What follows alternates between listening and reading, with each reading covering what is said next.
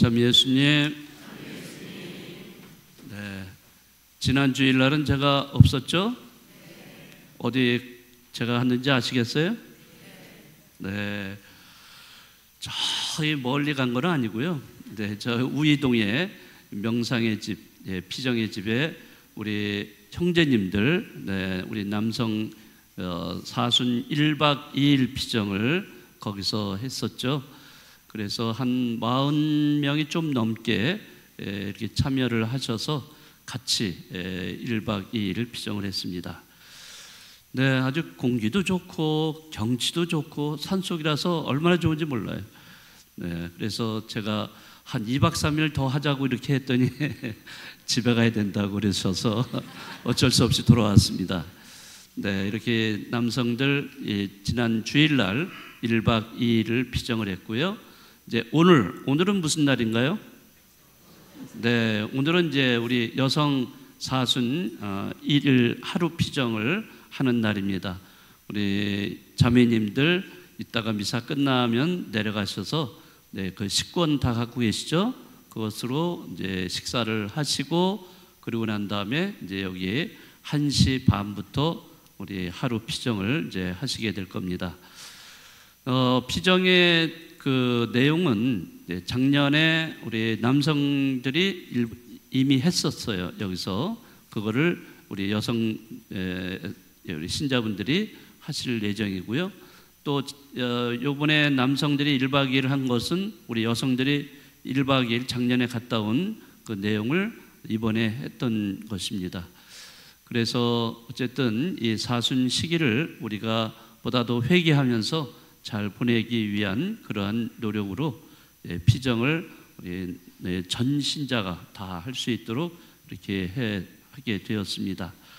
네, 오늘 자매님들 중에 혹시라도 아직 내가 신청을 하지 않았다, 그런데 하고 싶다 이러신 분이 계시면은 네, 그냥 남아서 네, 식사는 아마 식권을 가지신 분이 먼저 하시고 그 다음에 하시게 될 것 같아요.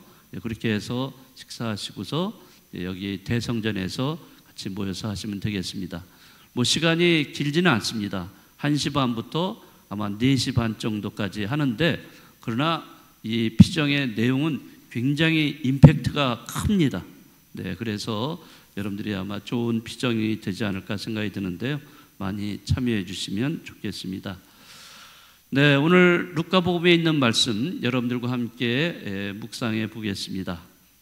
오늘 복음의 주제는 되찾은 아들의 비유 이야기입니다. 이 이야기는 여러분들 많이 듣고 잘 알고 계시죠?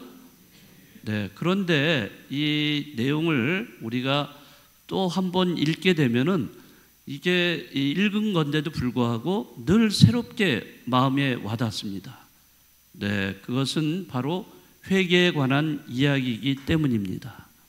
회개에 대한 이야기는 끊임없이 내가 들어도 이게 질리지가 않고 늘 새롭게 들려요.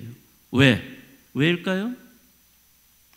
네, 우리는 늘 살아가면서 뭘 짓죠? 네, 죄를 짓기 때문에 그렇습니다.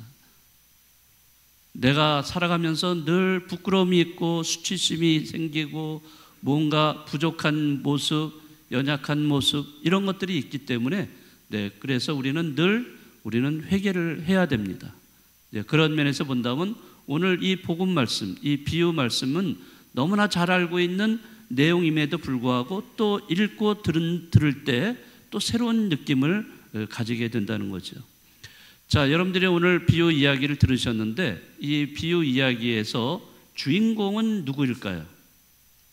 자, 여기 비유 이야기에 세 사람이 등장을 합니다. 물론 그 이외에도 또 있지만은 대표적으로 세 사람이 등장해요. 누가 등장할까요? 아버지, 그 다음에 큰아들, 작은아들. 네, 이렇게 해서 그 세 사람이 대표적인 인물로 이 비유 이야기에 등장을 하게 됩니다.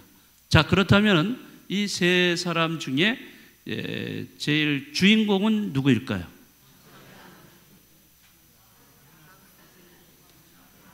작은아들이라고 생각하시는 분?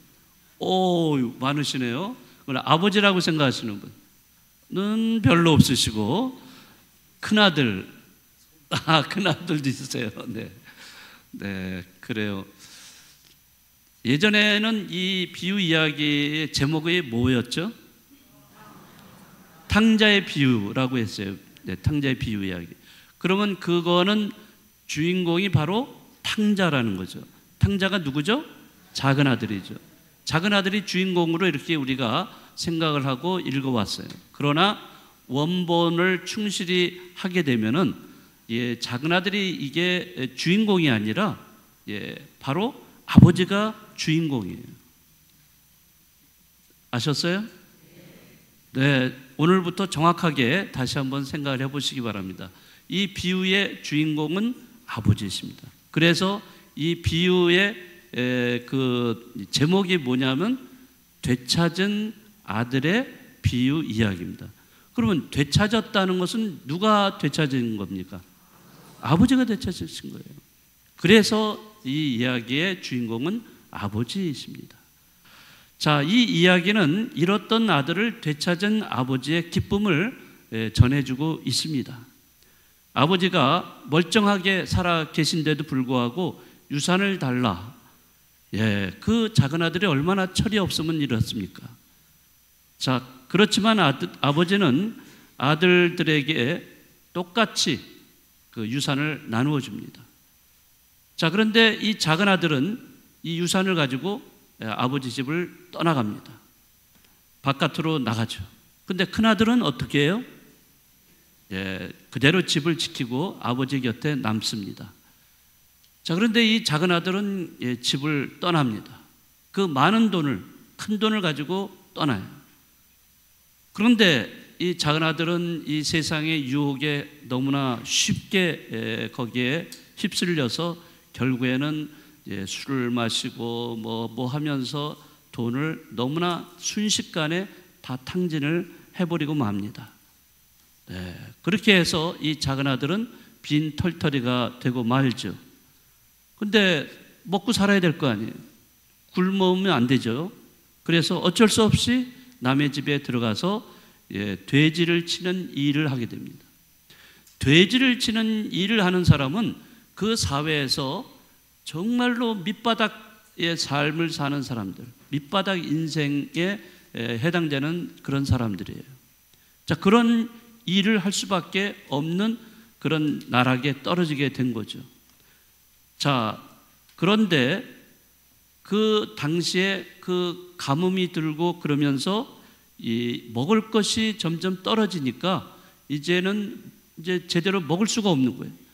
그러니까 이 작은 아들은 돼지가 먹는 쥐염 열매로라도 배를 채우려고 이렇게 합니다. 자, 그 순간, 이 순간에 이 작은 아들은 자기의 모습을 접하게 되는 거죠. 자기의 적나라한 모습을 보게 되는 거예요. 비참 속에 떨어져 있는 자기의 모습을 보게 되면서 그 자기의 진정한 모습을 발견하는 순간 누가 생각난 거예요? 아버지가 생각난 거예요.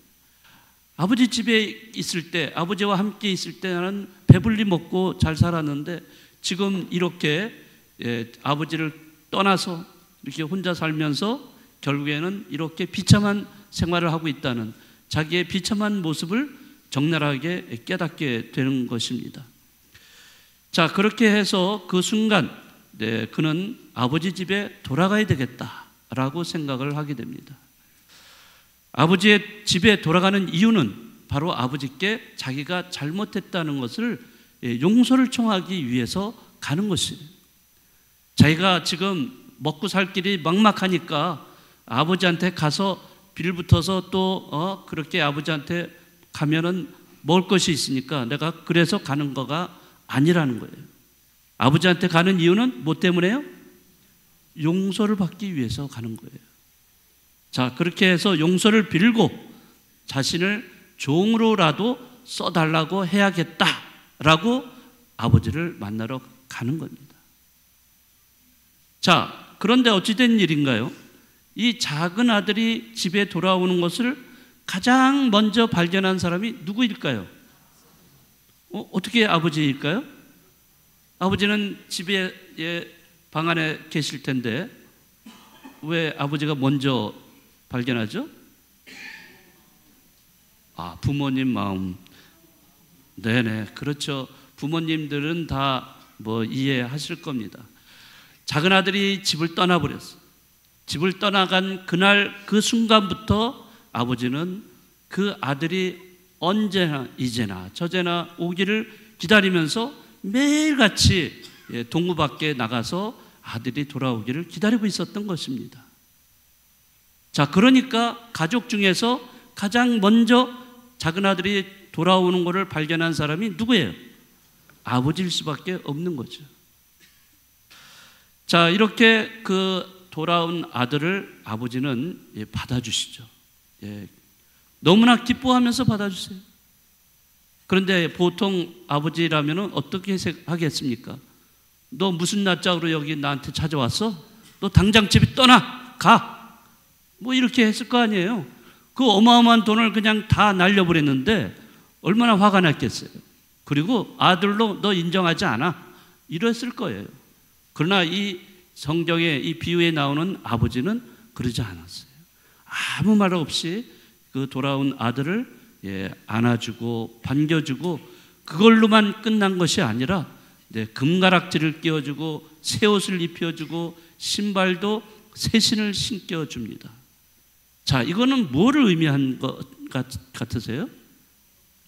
바로 그 아들을 아들로서 받아줬다는 것을 의미하는 거예요. 종으로서는 그런 것이 아니라 온전한 아들로서 받아주었다는 것을 의미하고 있습니다. 자, 그러면서 또 그것 이상으로 또 잔치까지 벌리죠.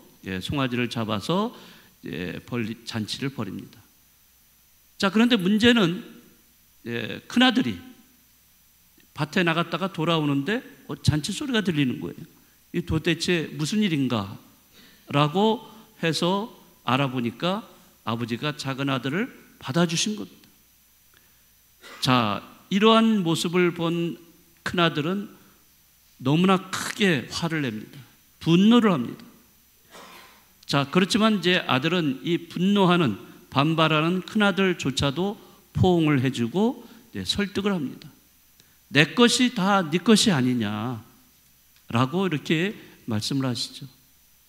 자, 이러한 모습에서 아버지가 잘못을 저지른 작은 아들뿐만 아니라 분노하는 큰 아들까지도 얼마나 사랑하고 계신가 하는 것을 알 수가 있습니다. 우리는 이 이야기에 등장하는 아버지가 바로 우리가 믿는 하느님이심을 잘 알고 있습니다. 하느님이 어떤 분이신가 이런 것을 잘 드러내고 있습니다. 우리가 회개해서 당신 품에 돌아오기를 기다려주시는 하느님이시고 우리가 회개할 때 묻지도 따지지도 않고 모든 것을 다 용서해 주시는 하느님이시라는 것. 또 거기에서 더 넘어서 우리가 회개하는 것 이것을 기뻐하시는 즐거워하시는 하느님이시라는 것을 우리가 잘 알 수가 있습니다. 여러분이 들으셨던 이 되찾은 아들의 비유 이야기는 이번 사순절에 우리 모두가 진정으로 회개해서 하느님 아버지께 돌아가기를 재촉하고 있습니다. 작은 아들이나 큰 아들 모두가 아버지의 마음을 아프게 했어요. 그랬듯이 우리도 하느님의 자녀로 간다고 하면서도 얼마나 많은 죄를 짓고 잘못을 저지르고 있는가.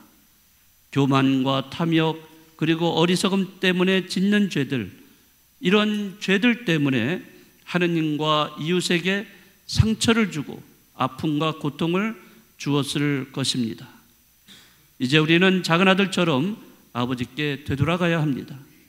되돌아가기만 하면 하느님 아버지는 우리를 아무 조건 없이 받아주시고 용서해 주실 것입니다. 오히려 기뻐하실 것입니다. 네, 이제 사순절을 절반이 지나가고 있습니다. 제가 입은 제 색깔이 어떤 색깔이죠? 장미 색깔입니다. 잠시 쉬었다가 가자 이런 의미도 있지만은 이제 앞으로 올 부활의 그 기쁨을 먼저 앞당겨서 우리가 이렇게 느끼고자 하는 의미에서 장미 색깔을 입었습니다. 진정으로 우리는 자신의 죄에 대해서 뉘우치고 통회해서 오늘 바오로 사도가 말했듯이 새로운 피조물로 거듭나는, 그래서 하느님의 은총을 담뿍 받는 그러한 사순절이 되시면 좋겠습니다.